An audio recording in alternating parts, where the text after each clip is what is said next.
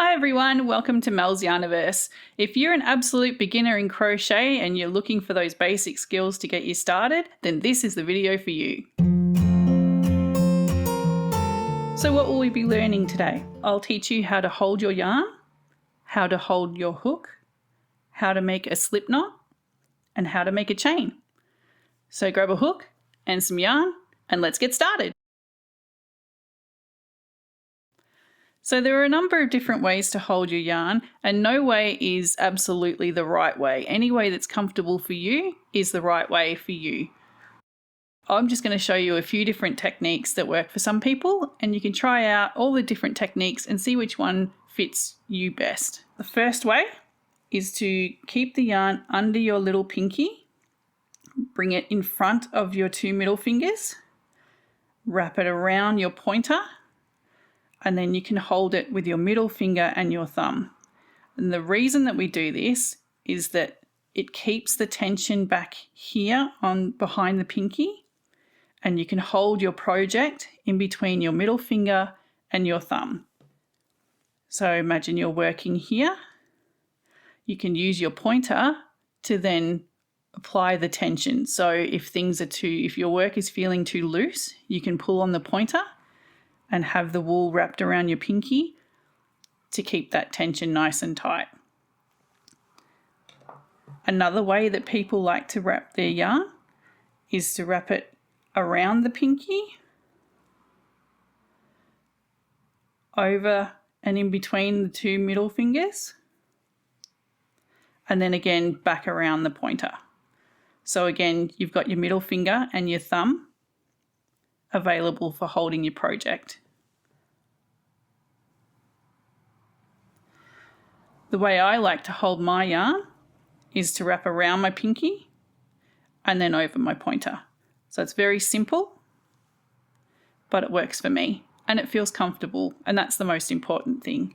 That leaves my middle finger and my thumb free to hold my project and my pointer free to control the tension. So that's just a few ways that you can hold your yarn. So much like holding your yarn, the way that you hold your hook is very much up to you. There is no right or wrong way to do this. However, these two grips that I'm about to show you tend to be the most popular for most crocheters out there. That's not to say that they're the only way to hold your hook. Any way you hold your hook is the right way for you. So the first way is the pencil grip. Here's the grip of your hook.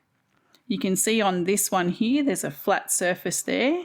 And if I turn it around, you can see a little bump on the back there. So the idea is that you can put your thumb against the flat piece.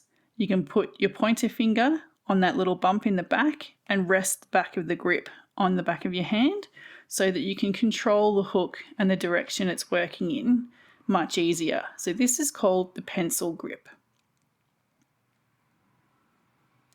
The other way that you can hold your hook is very much the way that I hold mine. I have a modified knife grip. So a knife grip is pretty much how it sounds. The way that you hold a knife when you're eating is how you hold your hook.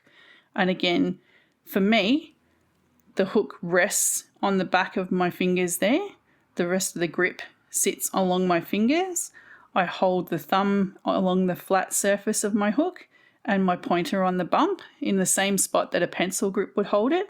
But for me, I have a bit more control over the hook this way. I can loosen my grip, I can tighten my grip, and that way it's easier for me to be able to make the stitches that I need to hold my hook. So that's the pencil grip and the knife grip. There are a few ways to make a slip knot, and I thought I'd just go through a couple of them today.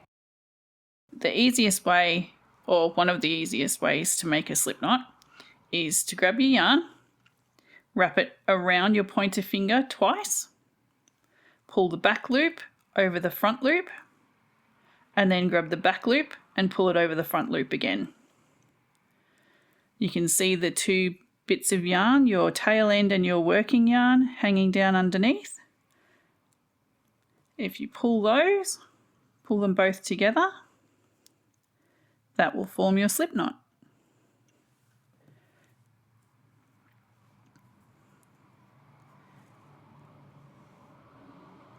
Another way is to grab your yarn, put your tail end on the left, have your working yarn over on the right, grab your working yarn and make a loop. So again, that's just grabbing the working yarn and putting it over the top of your tail. You lift up the loop and grab your working yarn and pull it up like a straight line behind the back of the loop. Then you grab that straight line, grab the two bits of yarn and pull them down, and there's a slip knot.